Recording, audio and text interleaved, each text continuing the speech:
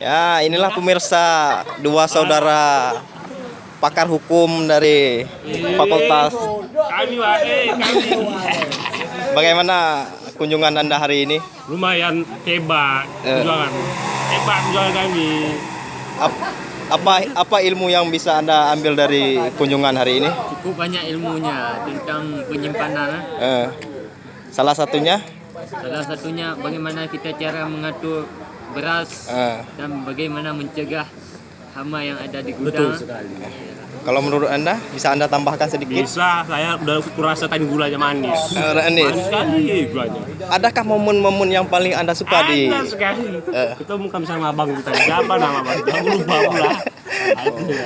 Ada lagi? Ada gulanya Gulanya kurang manis? murah. Murah? Iya. Oh, Bisa kita beli di sana. berarti kalau ada usaha bisa dikembangkan ya? Bisa. Apa usaha Anda untuk kedepannya? Yang menjadi buruh ini ya. Jangan.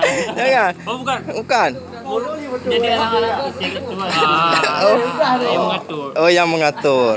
Oke. Mengatur. Oke, terima kasih untuk Bapak Riki dan Bapak Muhajir telah menyempatkan waktu untuk bertukar pikiran dengan saya. Terima kasih.